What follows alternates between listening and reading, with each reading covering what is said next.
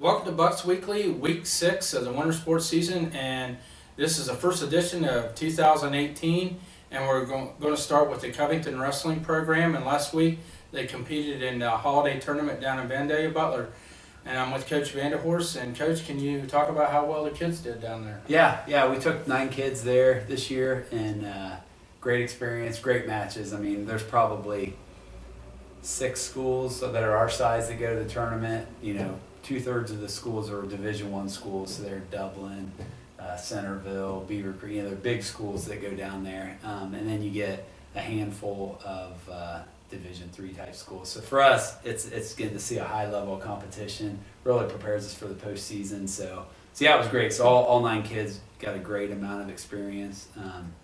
You know, we had Dylan Stow got in the upper weights, and Bryce Kaiser got good matches, along with Trent Alexander. He, as a freshman, got to see what that's about. And then we had 3 others that almost made it to day 2 of competition. Austin Flick, Gavin McReynolds, and Riley Richards all made it to the 4th consolation round. So one more win of making it to day 2 of competition. But they had great matches. They all had great, excellent wins during the competition. And then we had 3 kids make it to day 2, which is the top 16 out of 48 schools. And Carrington Martin, Cale Vanderhorst, and Kellen Anderson all made it on to day 2. And then Kellen ended up getting runner-up finish there, and Cale got 7th place. We had 2 on the podium. And so, yeah, it's a great tournament, great experience for us. And there's a lot of, and there's some schools there that from out of state. I think there was a team from Georgia that was really, really good there. Yeah, Buford, yeah. They're kind of like the St. Paris Graham of Georgia. So, yeah, they just have just studs. And they took 2nd place, I think, to Graham, who won it. And then Carrington, he didn't finish on the podium, but he was just coming back from the flu. Yeah, he was. And you could tell he wasn't feeling the best. He was sluggish. You know, his first match, he actually went in as the 8th seed. In his first match, he had a really tough opponent, and you could just tell his gas tank wasn't there. And he ended up dropping that first one, and then showed a lot of heart and mental toughness to come back and get a lot of wins after that to keep battling. But yeah, he really only practiced one day leading up to the tournament because of his sickness, but gave it a go, and still wrestled well and got good experience. So yeah. Well, then Cale Vanderhorst, your son, who's a freshman, he got to see a state champion from Georgia. Yep. And I got to see that match, and that was a heck of a match. Yeah, I mean, it was close. Yeah, that was fun. I think we dropped it 4-0. The kid was a little bit better on his feet than we were, but we're getting better at that position. We did good on top. Rode him out, almost turning him. Yep. Yeah, so that was great. That was fun. That's what's kind of cool going to a tournament like that, is you get to see kids that you would never get to see otherwise. Mm-hmm. And then the other freshman, Kellen Anderson, I mean, he goes and he I believe he knocked off the 2nd seed from Kentucky early, and yeah. Kellen was unseeded. Right. Mm-hmm. Yeah, Kellen and Kel both were unseeded and ended up getting on the podium. Yeah, Kellen drew into the number 2 seed after a bye, and upset the number 2 seed, and that kind of set him up, and he took the number 2 seed's path, and a couple great wins, couple last-second wins, one takedown 3 seconds left in the 3rd period to get into the semifinals, and then he won another good decision in the semifinals to make it to the finals. So really, I think they're probably they're the 4th and 5th freshmen to ever place at that tournament in Covington history. So that was excellent. I think Ryan Ford, Andrew Dehart, and Ben Miller placed as freshmen. So kind of joining that group is a distinction for them. So yeah. Now was Kellen the first freshman ever in the finals at that tournament, or did Dehart get there? No, yeah, Kellen would be. Yeah. Kellen was? Yeah. Yeah. I think Andrew finished 6th his freshman year, yeah. So that kind of sets these kids up as far as knowing where they stand halfway through the season and the potential that they have to possibly go to state meet. Sure, yeah, and there weren't a lot of Division III schools there. Those will be the schools that we have to compete against, in our postseason. But we're seeing high-level Division I, Division II schools, so it prepares us for that type of competition. So yeah. Okay, so this Saturday we really don't get much of a break. This Saturday we go over to the Troy Invitational. So what are you expecting from the kids there? Yeah, that's a great tournament. They start off in pools of 4, and if you get first or second in your pool, you move on to a bracket. If you don't, you're out of the tournament. So you at least get 3 matches typically, and then you can keep on going further. And it's not near as big as the holiday tournament, but it's still, they usually have anywhere from 16 to 20 teams, and they're good schools, good competition. So yeah, it's a great tournament. It's nice right in our backyard. So looking forward to that one. Okay.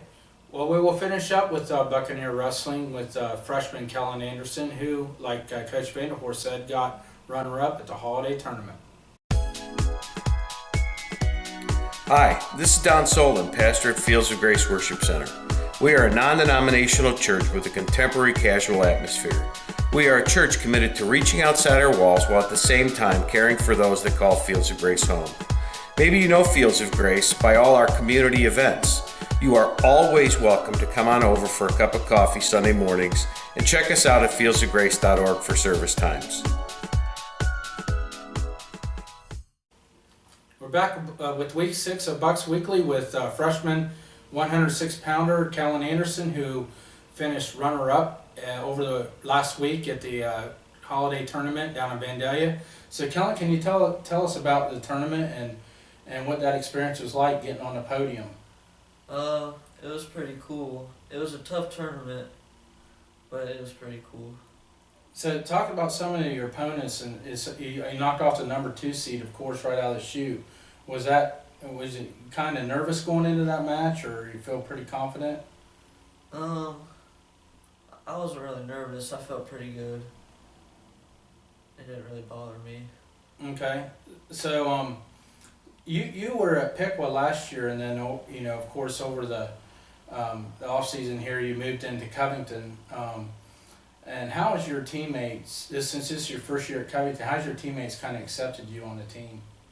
They just accepted me right away. There was no... Did you know a lot of the kids before you came? No. I only knew Cale Vanderhorst. That's all. Okay, so far in your freshman year, you're 17-2. And of course you got runner-up finished down at the holidays. So are you pretty pleased so far with your season? Yeah. Yeah. Okay, not very talkative. No. Okay. So what are your goals here for the rest of the year? I would like to go to state and just do good there this year. Okay, so what do you do do you wrestle all year long? Do you wrestle open tournaments or anything like that throughout the off season? Yeah, I just started to wrestle all year round this year. Did you? Yeah. So do you got to get any extra training outside of the wrestling room at Covington here? Yeah, I go to D Hart's wrestling. Okay. Well, that's freshman Kellen Anderson, and we look forward to big things from him the rest of the year. Up next, we will talk to Jim Meyer and Lady Bucks basketball. Covington Eagles does a lot for this school and this program. We need to give them some thanks. On 3, here we go. 1, 2, 3. Covington Eagles! Yeah! Thank you, Covington Eagles! Thank you, Covington Eagles! Thank you, Covington Eagles! Thank you, Covington Eagles! Woo! Thank you, Covington Eagles, for all you do for Covington schools. Go Bucks! Woo!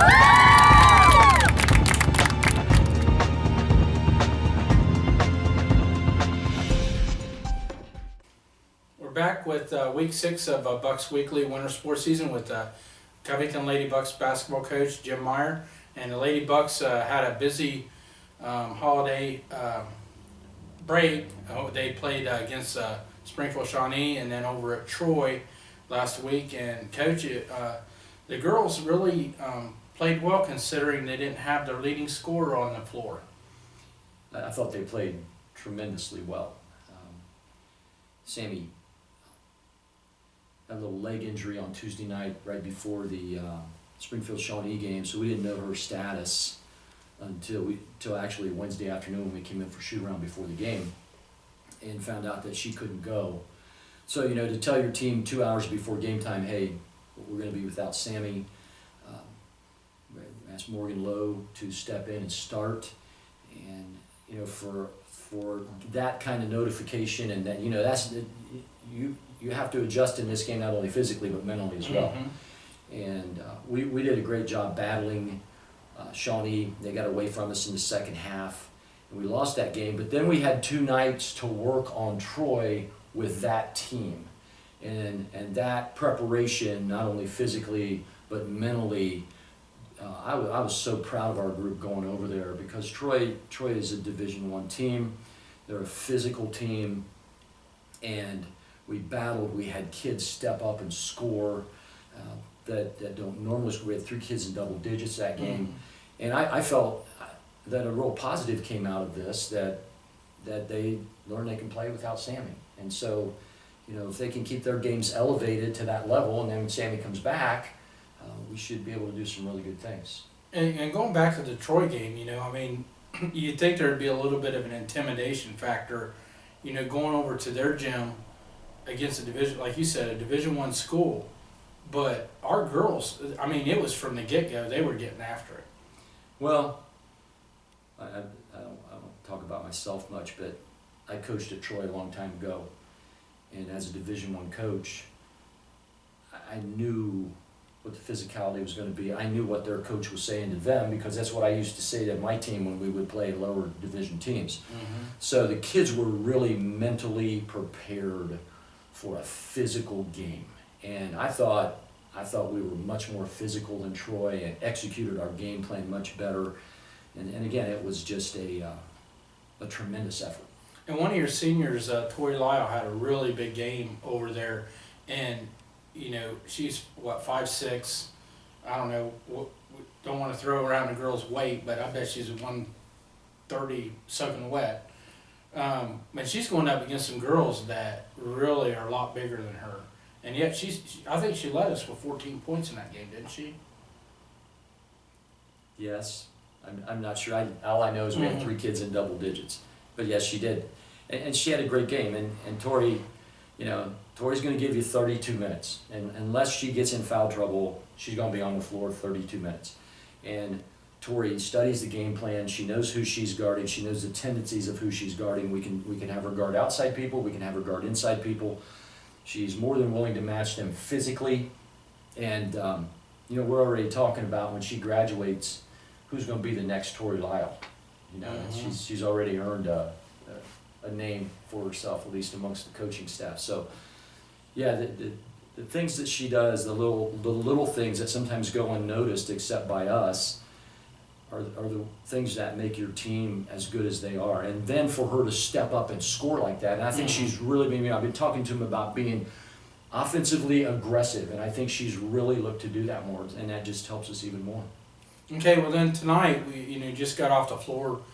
Tonight played a home game against Tri-Village, and of course we came up on the short end, a 10-point game. But again, our girls, they battled to the end. We had cut it to a 2-possession game there late in the fourth quarter, and then had to foul, of course, to try to extend the game. But the girls played well. They played. I told them after the game, I was so pleased with their effort.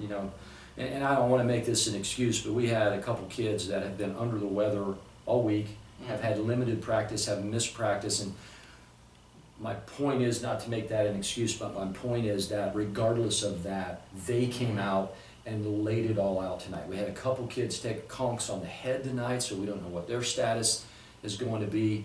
But I told these guys afterwards, I wouldn't want to coach any other group of girls. I'm just so proud of these kids. And they work so hard for me, and they work so hard for each other. It's just the joy to go to practice every night with them. And the side of that, is they had, I think it was a 14-point lead for them.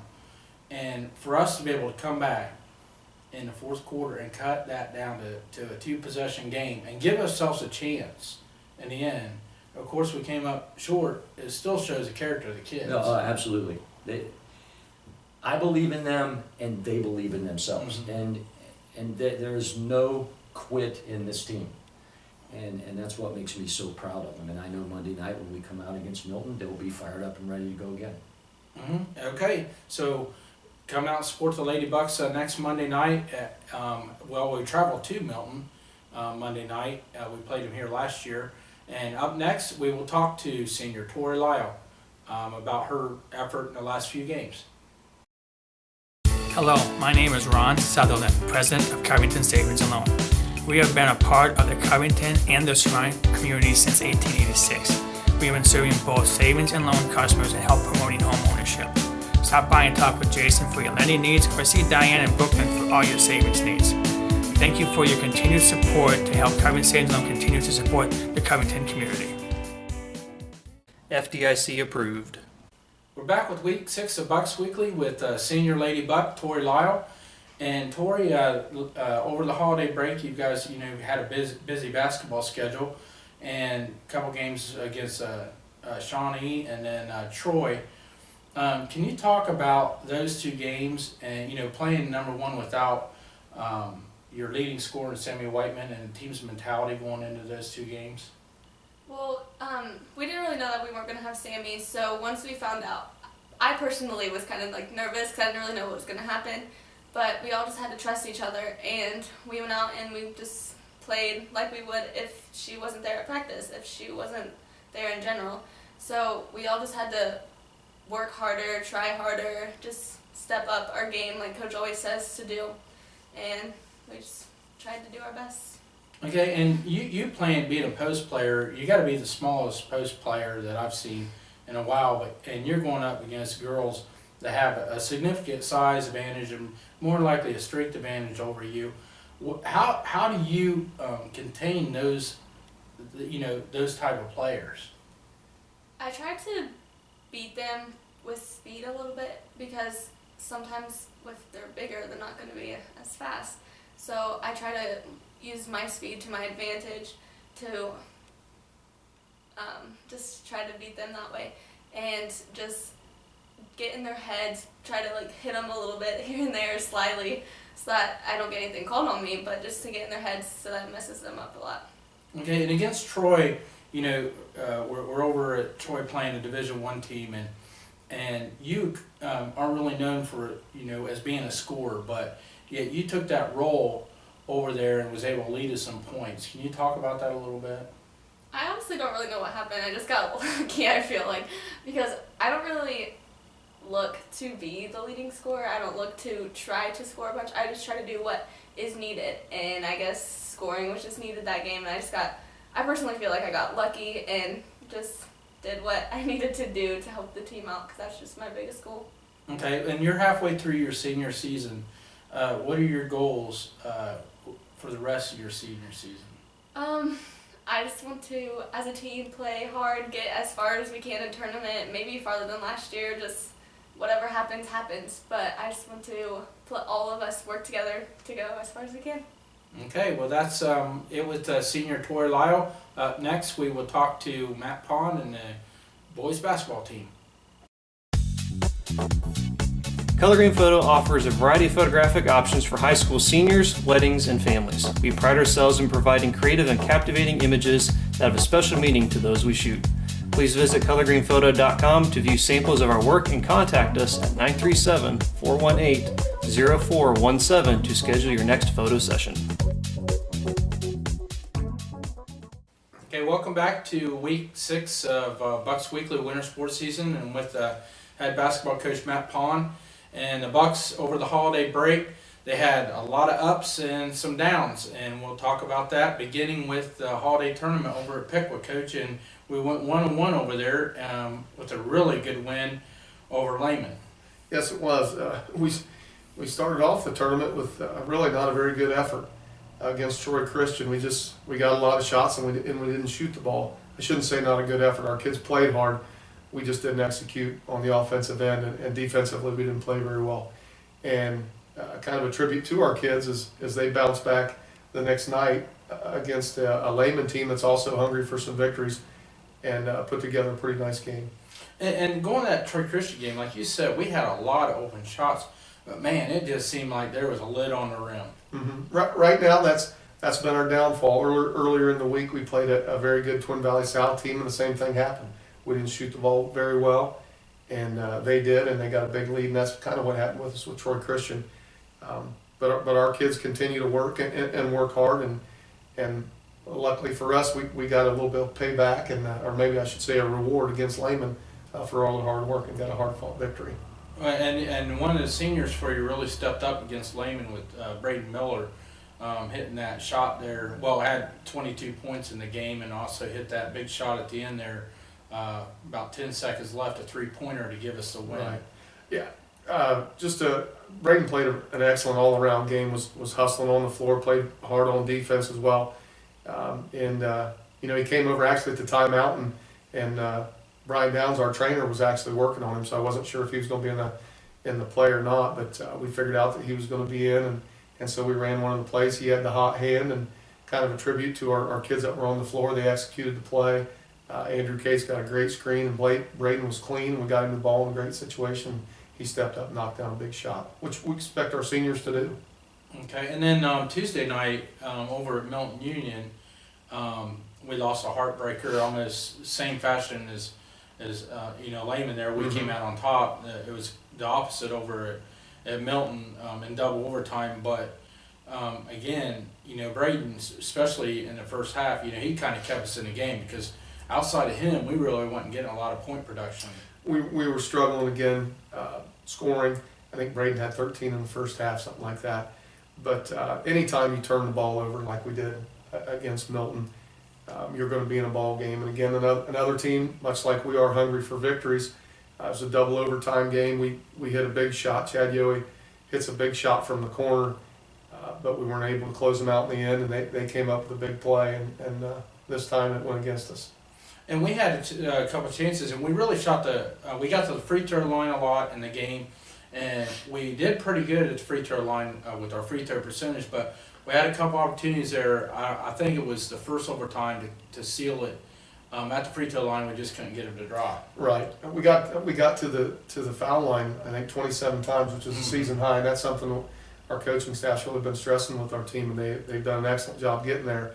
We got to continue to execute better on the foul line. But again, and this has taken nothing away from Milton, because their kids made plays. I don't feel that game should have gotten into overtime. We just didn't take care of the basketball. That being said, our kids made big plays time after time again on the offensive end. This time we did not find a way to get a stop on defense, and that's something that I think right now we're still searching for ourselves a little bit. A lot of this is for a lot of these kids is their first varsity experience, and we're about the midway point, so we need to start turning that corner a little bit. But they continue to work hard, and they're a joy to be around every day. They really are. Well, the good thing is, the kids have short memories, and then we got a chance to turn everything around tomorrow night over at Tri-County North, and then we've got National Trail, I believe, after that the following week. So what's your outlook going over to the Tri-County North? Well, they're a nice team. They beat a good Twin Valley South team. They've got a player that originally started there and played at Tri-Village. Now he's back. He's a very nice player. He's one of the top scorers in the league.